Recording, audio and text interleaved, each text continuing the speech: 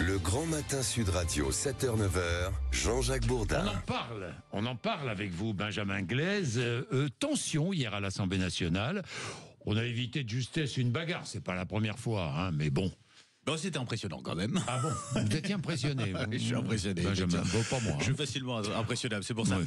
L'incident, effectivement, s'est déroulé en fin de soirée, donc à l'Assemblée, en bas du perchoir, à l'issue d'une énième suspension de séance. Le député MoDem, Nicolas Turquois, s'est d'abord avancé vers un élu socialiste. Il était prêt à en découdre. Il a fallu que le patron de son groupe, Marc Fesneau, s'interpose pour ne pas que ça parte en pugilat.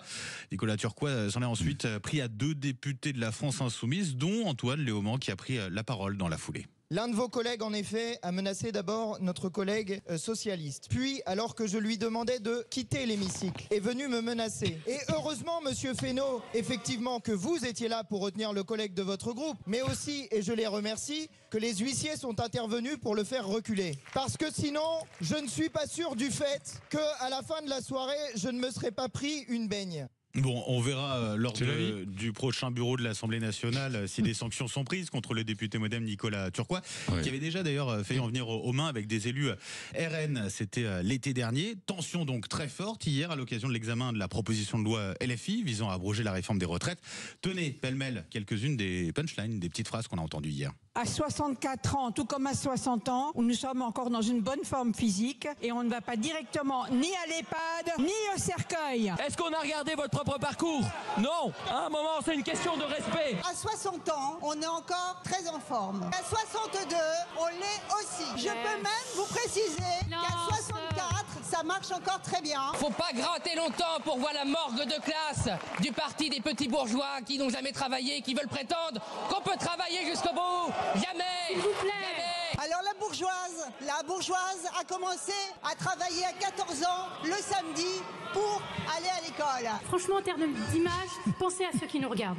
Bon, il y a eu aussi des propos quand même un peu plus sérieux, un peu plus de fond. En tout c'est cas, minable tout ça un peu quand même. Pardon, mais ouais, c'est. Je pense d'abord que le fait que ce soit un député du MoDem qui est plutôt d'habitude un robinet d'eau tiède, mais vous savez pourquoi? Prouve l'état de déliquescence de sa famille a été menacée. Des mœurs.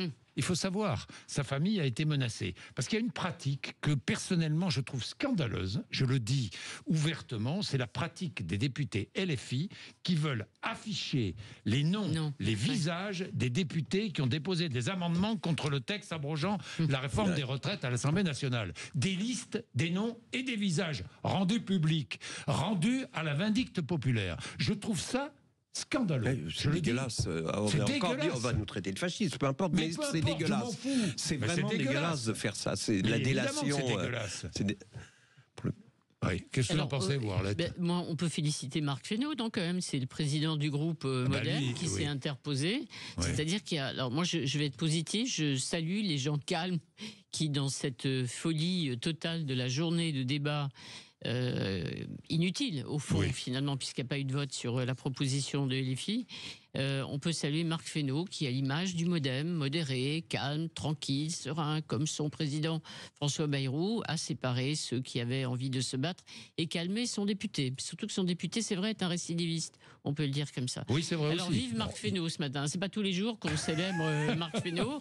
Je rappelle pour ceux qui auraient oublié qu'il a été ministre de l'Agriculture, c'est vrai, voilà, qui préside le groupe centriste à l'Assemblée et il a calmé. Donc on salue les gens calmes, on est positif. Oui, on est positif, c'est vrai que... Contrairement à vous, Benjamin Glaise, qui venait de soulever une polémique et qui habitait 32 rue de la République, à Issy-les-Moulineaux, je le signale, de façon à ce qu'on sache. Non, bien sûr que non. Bien sûr que non. C'est pour utiliser les méthodes. Les noms et les adresses. Les adresses, les noms, et pourquoi pas... Non, mais c'est...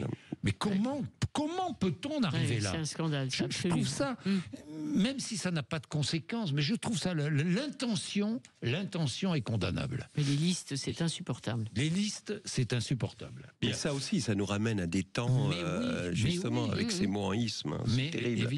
Évidemment. Bien, et il est 8h28, merci d'être avec nous. Nous allons recevoir Jérôme Guedj. Tiens, je vais lui en parler d'ailleurs.